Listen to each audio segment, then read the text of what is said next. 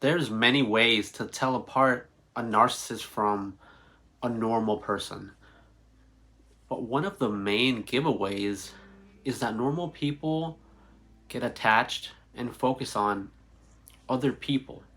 They have healthy attachments to human beings, where narcissists see human beings just like they see money, just like they see a book. Narcissists have an attachment to things, and healthy people have an attachment to other people. It almost seems very obvious, but the narcissist puts up a very good facade of a regular human being, even though, as typical people, and even more so if you're an empath, you tend to accentuate people's good qualities, and especially when you're idealizing them in the beginning of a relationship, you forgive a lot of small things and a weird quirk the narcissist might have. You just say, "Oh, this person is just kind of weird," or you find the mind is a solution finding machine, and when you want to see the best in someone, when you fall in love with someone, a narcissist, when you just really like this person for whatever reason, your mind is going to trick you into believing they're a good person even when there's red flags.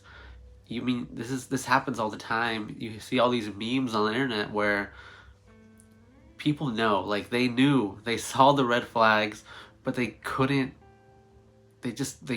force themselves to act on them.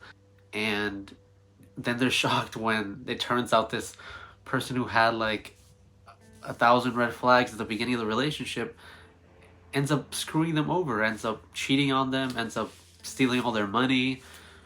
I've seen it with my own eyes. The narcissist feels like they own people because they objectify people. They use other people for their own gratification, like they would use a stove to cook a meal.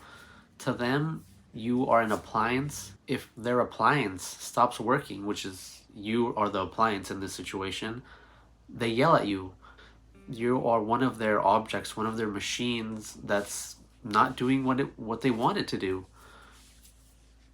And this is how they could so ruthlessly discard you, right? Like if your computer just isn't working, no matter how much you try, you're gonna throw it in the trash and just go get another one, and you're not gonna cry over, you don't miss a computer. That's how a narcissist sees you.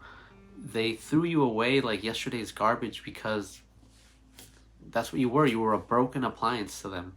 A healthy person isn't gonna do that to another person because we don't see people as objects. We know that they are human beings and that they share emotions, and that it's not right. It's just like we wouldn't want to be thrown away like that, just like we know it'll hurt us.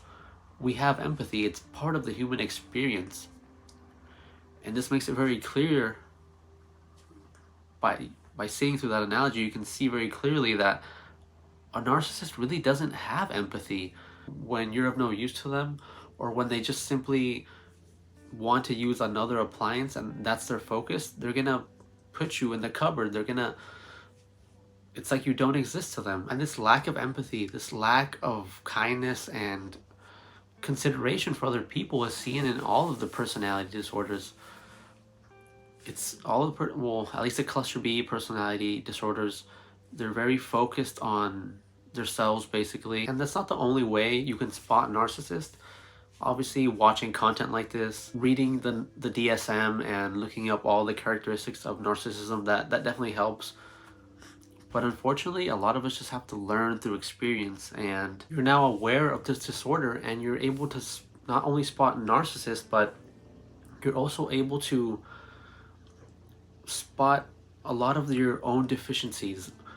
The narcissist was really one of my greatest teachers. They not only taught me so much about them, but really I think they taught me more about myself and my my propensity to want to like date toxic people for the many reasons I found out why, they gave you a very costly gift, but it is a gift. You are now able to judge people and not be taken advantage of by others.